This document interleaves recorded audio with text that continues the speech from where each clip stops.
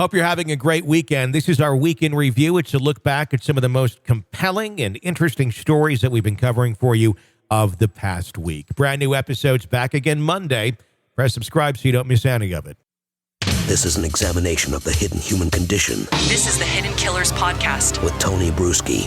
That it is. With us is Alexandra Kazarian, a world-class defense attorney with Garagos and Garagos. Thank you for joining us. As always, Alexandra, love hearing your opinions and thoughts on the cases that we're following. Specifically, let's talk about the Daybell trial and this last week of testimony. What has stood out to you as being some of the most impactful? Yeah, I think her sister's testimony and the phone calls that came from her sister's testimony have been, we talked before about how she needs to be humanized and how she really needs to look like a normal mother and human being who's just having a terrible time being a part of this prosecution. Mm-hmm. And I think that so far she hasn't had any of the really, really crazy outbursts that we thought she was going to have. Sure. So I think that if it is, I don't know if it's a ploy. I don't know if it's real, but if she really is just behaving like a not crazy person now, it's going to help her defense so much because, she's not the same person that she was. And that I think has been the biggest win for the defense so far. What's been interesting to me, because my opinion seems to change a little bit day by day the more that we learn about this. For a while, I was really kind of dug in thinking this woman really believes her shit. She thinks that these kids were zombies. She thinks that her husband's a prophet and that they're going to be part of the 144,000 in Rexburg at some point. But when you start to look at the Google searches, it seems Google's pretty damning for a lot of people because it really kind of gives you an insight into what's going on in their mind, what they're not saying out loud, and what they're searching for as part of whatever thing they're doing. Scheme, I would say, in this point, at a very light way of saying what they did. It really points to a lot of understanding in what you're doing. You're looking up life insurance policies for your kids. I was going to say, you don't think that looking up life insurance policies on the day of your kids' funerals is an issue? Yeah, very much an issue. There's been a lot of things in those search engine results that make you go, this doesn't seem like someone who truly believes the children are zombies. This seems more like somebody who wants to get a bunch of money and go away. Or looking at wedding rings while you're still married to your husband. Yeah. Planning that out, using his actual Amazon account to get the rings for your wedding. There seems to be a lot. Where do you stand on this? Are you feeling that this is someone who believes her stuff still? Or is this someone who is just very, very manipulative, very, very evil, and will do whatever it takes to get what she wants? The rest of society be damned. So I hate to repeat myself, but I again am going to say I think both things can be true. I think when you're dealing with mental health issues, you can be crazy, manipulative, rude, absolutely a terrible person in 1 minute, and you can be totally stone cold sober and rational the next.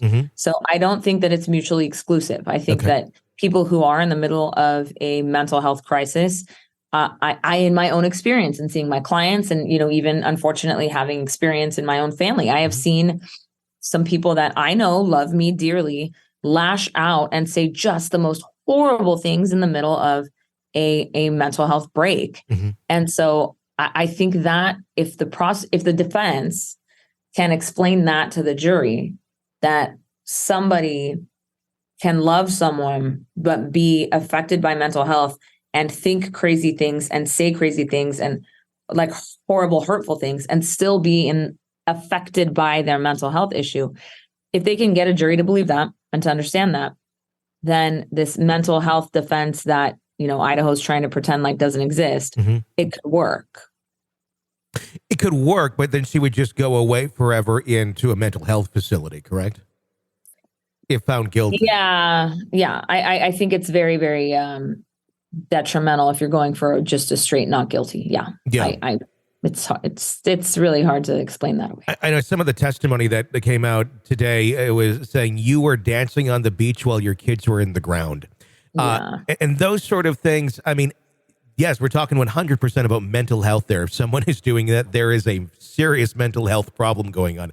But it also doesn't, I don't think it would go very far to the jury in terms of, well, let's feel bad for her mental health issues while she's doing something like that. Clearly, it's an extreme mental break, I guess, unless this person just really doesn't care. But again, that would be some sort of a mental health issue, I would think. Well, again, though, there is a way to use the mental health defense as a straight not guilty. Mm-hmm.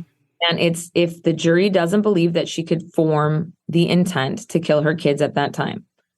So if the jury believes that, if there's no intent, you have to have the intent to murder somebody. And if the jury can be convinced that she did not have the capacity to form that intent, they can vote a straight not guilty.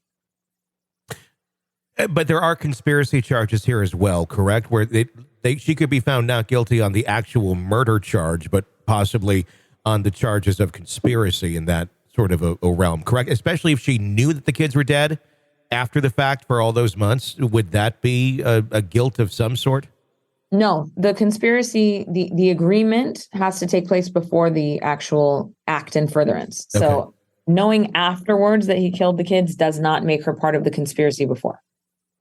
It can make her, she can be an aider and abetter after the fact, but she's not a co-conspirator if she finds out afterwards. So if she were to be found not guilty, it just basically makes her a horrible human being if she's dancing on the beach and she knows damn well that her brother or Chad or somebody killed the kids. Yeah, and that's the biggest argument that they're going to need to make to that jury. You can be a horrible person, but not all horrible people are murderers. This is an examination of the hidden human condition. This is the Hidden Killers Podcast. The Hidden Killers Podcast. With Tony Bruski. Alexandra Kazarian, thank you so much for joining us from Garagos and Garagos.